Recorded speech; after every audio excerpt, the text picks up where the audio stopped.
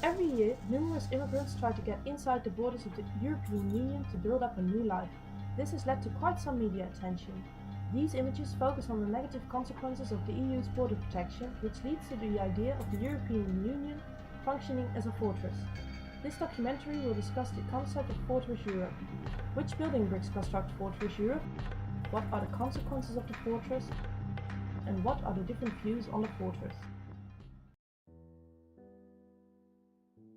There are two interdependent developments leading to the European Union functioning like one entity, or what could be called a fortress.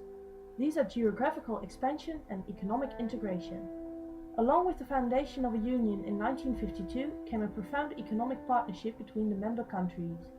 This triggered a process of constantly intensifying collaboration and the inclusion of new members.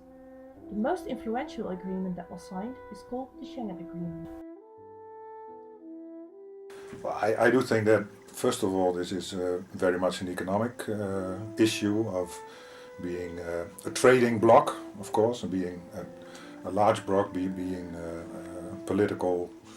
important political party in the world. So in that sense, trying to come up with a common policy, especially when you look at the foreign economic policy, because I think you have to distinguish between, on the one hand, external relations in the sense of having trade agreements, foreign aid, etc. And on the other hand, you have the foreign policy where it concerns security and defense. Schengen is a contract that is concerned with the realization of the free movement of persons, capital, goods and services across the territories of its member countries. The borders between the Schengen countries in many ways disappeared. Along with the disappearance of these borders, the general opinion of the EU citizens seems to be that a certain feeling of safety disappeared as well. As a consequence, the external borders of the EU were reinforced in order to compensate for this feeling of insecurity and danger.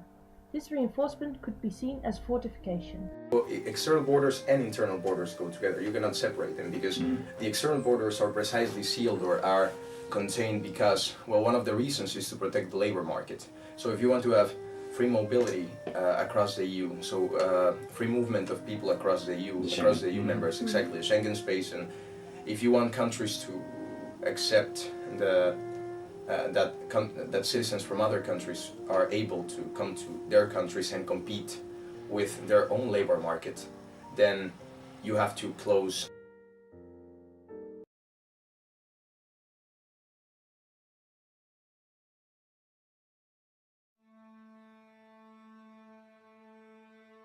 The EU was not founded to deal with issues such as controlling external borders.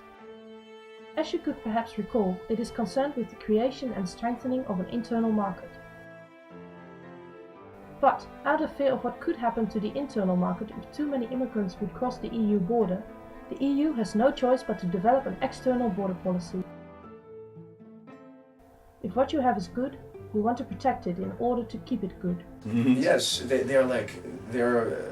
they're always considered to be flooding the continent, to be endangering the labor market, to be draining, to be this idea that they somehow drain hospitals, that they are draining the public treasure by abusing healthcare and all these things or benefits, the benefit systems, the welfare systems, as if you could just as a migrant come to any country and without any kind of papers demand the government to give you some kind of welfare. That is absolutely impossible.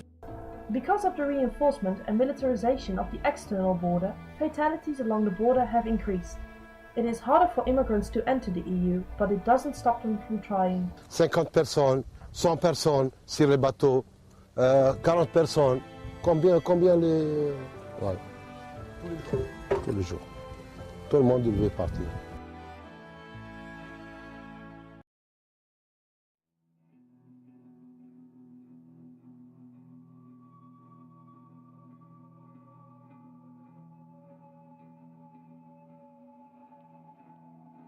There are numerous treaties that have different rules and regulations which interfere with the integration of migrants into the EU.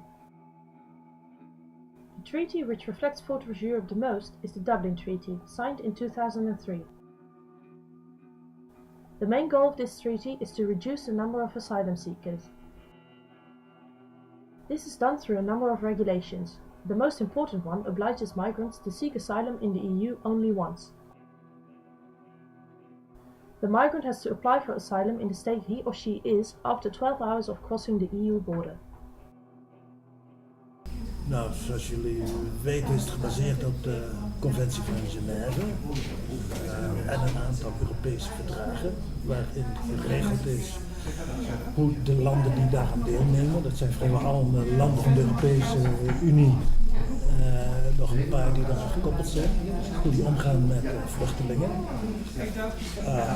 Heel belangrijk daarin is dat het eerste land van aankomst moet in principe de asielprocedure doen. Dus vluchtelingen kunnen niet vrij binnen Europa reizen. Die zijn gewoon gedwongen eigenlijk om binnen 24 uur als ze in een land zijn asiel te vragen. En daar dan de procedure af te wachten. En als ze daar afgewezen worden, kunnen ze eigenlijk niet naar een ander land reizen. Want als ze daar worden aangetroffen, worden ze teruggestuurd naar het eerste land van aankomst. The EU also decided to create an institution that would protect the external border, named Frontex. Frontex's official mission is to help EU member states implement EU rules on external border controls and to coordinate operational cooperation between member states in the field of external border management. Frontex could also be seen as a form of militarizing the borders, which creates the image of a fortress.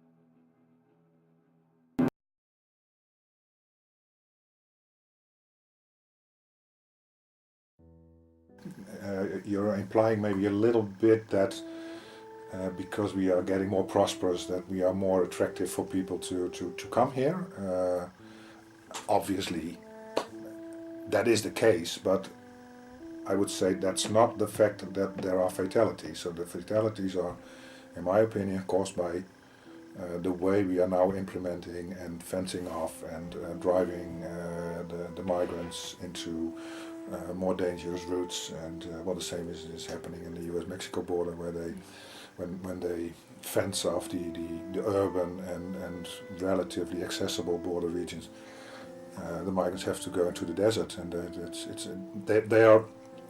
it's like this. Well, yeah, you probably have heard this in one of the lectures as well. This water bed principle, that you're not able to stem the flow as it is, but you are only diverting it. So you have to do much more in working on the reasons why the people come. So if you don't do anything in that direction, it's kind of a lost cause. Maybe the two main problems that I would say, like if you take all those things into account, would be there is a distrust, like a very deep distrust that the European Union has. Distrust on the very values that it is supposed to be so proud about. Mm-hmm. You know, on the values of universal rights and liberalism. I think they don't trust in that enough, because I think, like, I don't know, for me it is very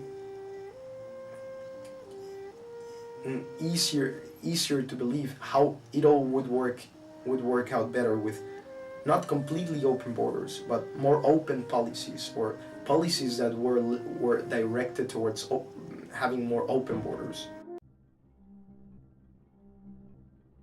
Because of the abundant media attention, the term Fortress Europe has become very popular. We can now conclude that Fortress Europe is mainly built up out of fear. A fear of too many immigrants who could pose a threat on the EU's prosperity. However, the question which we should really ask ourselves now is this fear logical, ethical, and justifiable?